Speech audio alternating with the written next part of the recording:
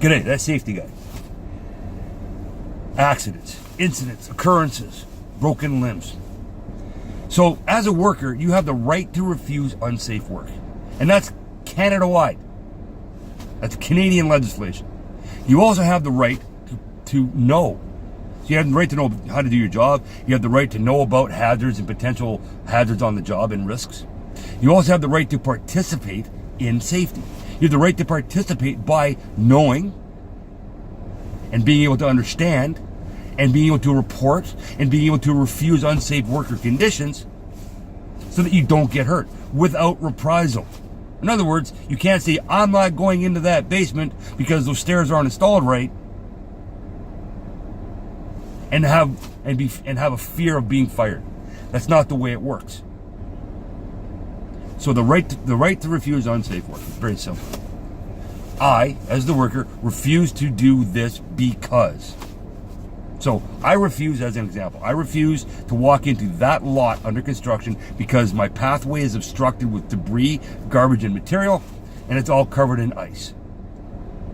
So I refuse to go into that lot because I can't get there safely. That doesn't mean we shut the site down. That doesn't mean we call the Ministry of Labor. That doesn't mean that we're pointing blame. What we do is now we work together with possibly the people that made the mess. We work together with site supervision, and we get that path cleaned up. So now we have a work refusal. It's been brought to the attention, so we've participated, and now everybody knows the right to know what the hazard is. And what have we done about it? We have got a backhoe or a rubber tire backhoe or a skid steer or something, an excavator, I don't care. We have dragged, scooped up, cleaned up, got rid of the debris and the garbage and the material, created a wide walkway, pathway, and we put down sand or we put down ice melter. So now that worker no longer has a work refusal, now he has a safe way to get to his work. That's how it works. You can't refuse work for vengeance. You can't refuse work because you feel like being a pain in the butt that day.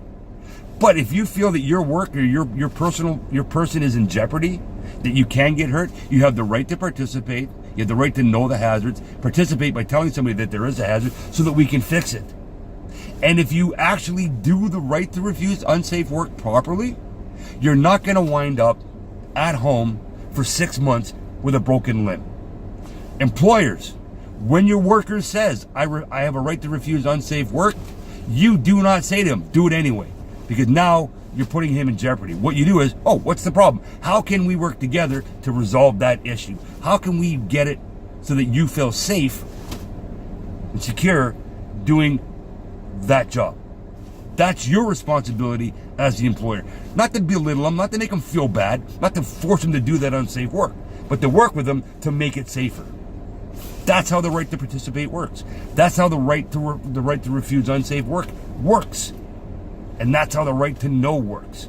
And again, remember people, this is federal legislation, not just provincial. All right? So, that's that safety guy signing off again. And remember, don't be afraid. Sorry, don't, and that's that safety guy saying goodbye. Have a nice day. Be safe, be smart, and don't make me call your mom.